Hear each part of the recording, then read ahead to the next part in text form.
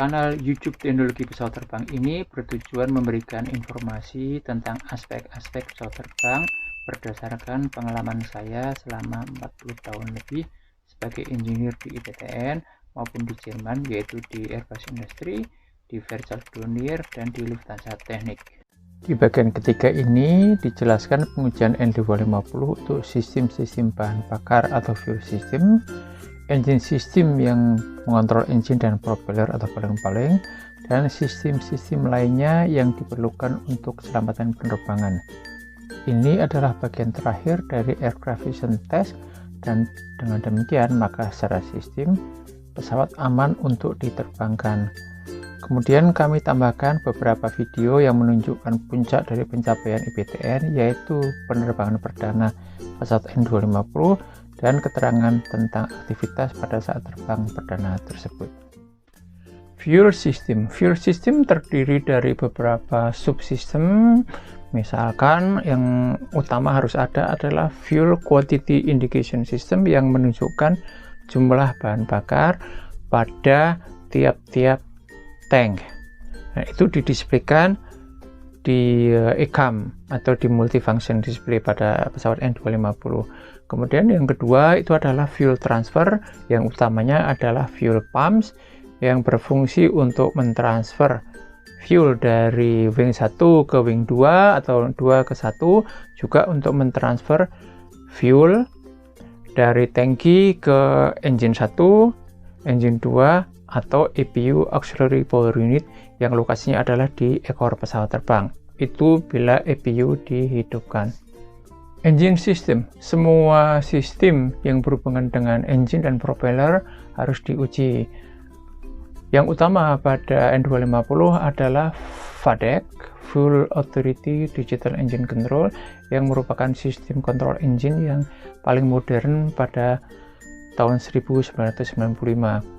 Kemudian parameter-parameter dari engine didisplaykan di kokpit, di multifunction display, ya misalkan adalah engine speed atau engine rotation, kemudian engine temperature, engine pressure ratio, dan seterusnya. Kecuali FADEC, juga diuji adalah ignition system dan starting system, yang semuanya sangat penting dan merupakan komponen-komponen yang paling penting di dalam engine system. Sistem-sistem lainnya, masih banyak sistem-sistem lain yang harus diuji. Misalkan itu adalah navigation light yang menunjukkan posisi pesawat terbang. Sebelah kiri itu adalah lampu merah di ujung sayap kiri, kemudian ujung sayap kanan itu adalah lampu navigasi hijau. Kemudian juga ada anti-collision light yang bisa dilihat dari kejauhan, sehingga itu bisa memberi informasi kepada pesawat lain, misalkan bahwa di depan mereka ada pesawat yang sedang terbang. Ya. Kemudian ada juga landing light yang diperlukan pada saat pesawat akan mendarat, terutama di situasi di mana sudah gelap. Walaupun pada prinsipnya hampir semua pesawat menghidupkan landing light pada setiap saat. Kemudian cabin light juga harus difungsikan, karena dengan itu maka operator atau test engineers yang ada di kabin bisa membaca parameter-parameter yang ada di displaynya pada FTIS atau Flight Test Instrumentation System. Pengujian paling akhir sebelum engine run. Pada akhir bulan Juli 1995, semua sistem sudah diuji dengan hasil baik. Pengujian berikutnya adalah untuk memastikan bahwa APU atau Auxiliary Power Unit juga berfungsi dengan baik. Untuk itu, pesawat terbang ditarik keluar dari hanggar, kemudian diparkir di depan hanggar. Kemudian pada hari tersebut, flight crew, test pilot, co-pilot, kemudian test engineer, dan spesialis yang lain itu membawakan pesawat, kemudian melakukan komunikasi dengan tower. Setelah mendapatkan clearance dari tower, maka pada awalnya APU di start, berputar, kemudian setelah itu berhenti. Setelah itu EBU berputar lagi, diikuti dengan pengaktifan dari fuel pump dan juga pengaktifan ignition system. Dan pelan-pelan kecepatan atau rotasi EBU naik, makin lama makin cepat sehingga mencapai kecepatan nominal. Suara dari engine tersebut, EBU tersebut, itu suara yang saat itu paling indah buat kami, karena dengan demikian maka tugas-tugas kami untuk mempersiapkan N250 melakukan engine run dan kemudian melakukan fast flight sudah kami laksanakan dengan hasil baik. Penutup, pengujian sistem pada pesawat N250 memerlukan keterlibatan puluhan engineer dan teknisi, baik dari aircraft system maupun dari FTIS atau Flight Test Instrumentation System. Karena masing-masing punya kepentingan sendiri-sendiri dan jadwal sendiri-sendiri, beberapa kali terjadi kesalahpahaman. Misalkan seorang sistem spesialis melakukan troubleshooting dan modifikasi pada desainnya, pada sistemnya, begitu selesai tidak diinformasikan kepada rekan dari sistem yang lain. Kemudian juga terjadi interferensi elektromagnetik atau electromagnetic interference (EMI), di mana suatu saat EBU berputar sendiri tanpa ada aktivasi dari rekan-rekan maupun dari engineering maupun dari segi produksi, sehingga elektrik yang masuk ke pesawat switch-nya harus dimatikan dan diperiksa di mana kesalahannya. Selalu ada masalah dalam pengujian, salah satunya adalah yang kritis 2 hari sebelum terbang perdana, yaitu pada tanggal 8 Agustus 1995. Pagi-pagi sekali tim kami, kurang lebih jam 1 pagi, tim kami melakukan troubleshooting terhadap autopilot, dan setelah dilakukan troubleshooting cukup lama, ditemukan penyebabnya. Bisa dilihat di gambar bahwa floor atau lantai dari kabin sebagian dibuka untuk mendapatkan akses ke peralatan yang diperlukan. Pada saat itu tiba-tiba datang Pak Habibie meninjau ke lokasi kami dan berfoto bersama. Rekan-rekan saat itu yang ada adalah dari Automatic Flight Control atau disebut autopilot, dari Iron Bird, dari FTIS, dari Avionik, dan dari tentunya dari rekan produksi dan dari rekan dari Quality Assurance.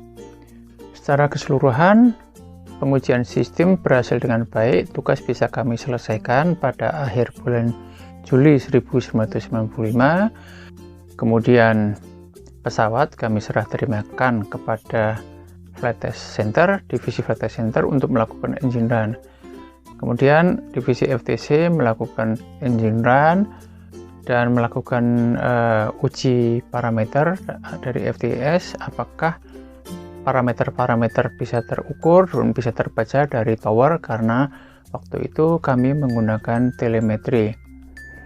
Pada tanggal 9 Agustus sore, Flight Test Crew melakukan beberapa macam uji, termasuk salah satunya adalah high speed taxi. Bahkan diperkirakan saat itu pesawat sudah naik sedikit atau hopping dan kemudian turun lagi, tapi sangat sedikit.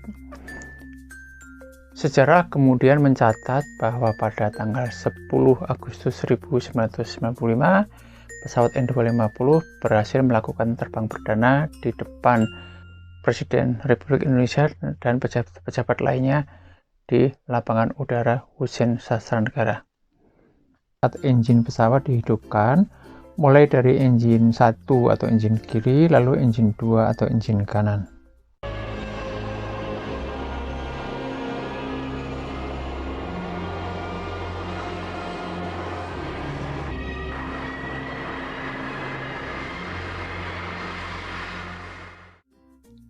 Situasi di Mission Operation Control Room (MOCR) atau Flight Test Tower menunjukkan aktivitas spesialis engineers dan flight test team dan manajemen saat memantau terbang perdana N250.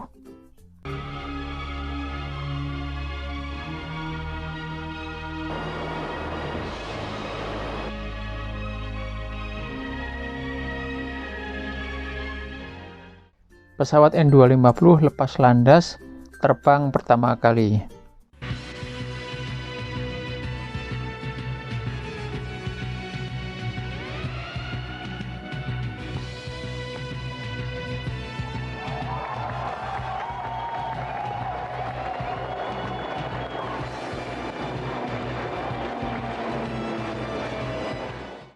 Pesawat lain yang mengawal saat N250 melakukan terbang perdana adalah CN235 dan Soko Galeb, pesawat latih buatan Yugoslavia dengan kapasitas 2 orang. Fungsi pesawat itu disebut sebagai chaser aircraft.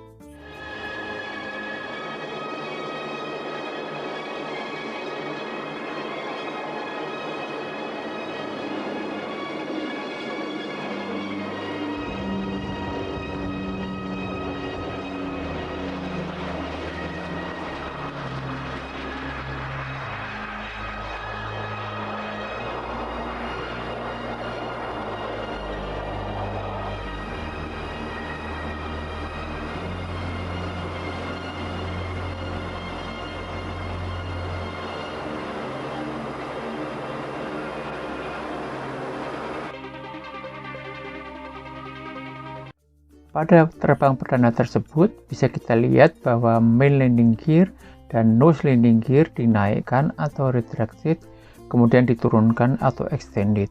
Sesuatu yang biasanya tidak dilakukan oleh industri pesawat terbang saat terbang yang pertama kali untuk pesawat mereka.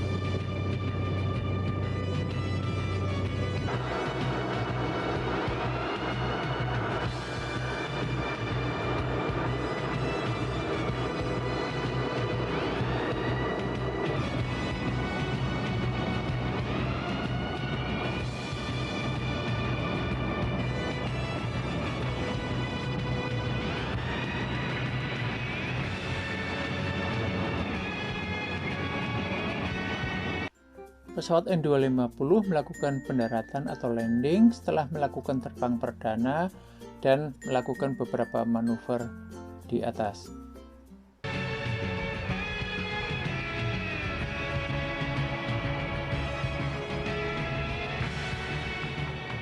The N250's first flight has been successfully and smoothly completed.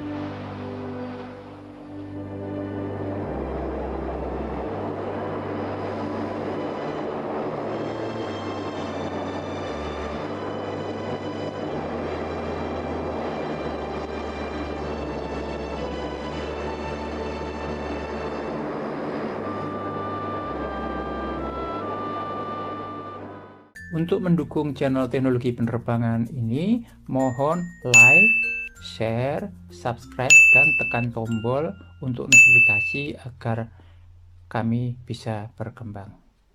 Terima kasih.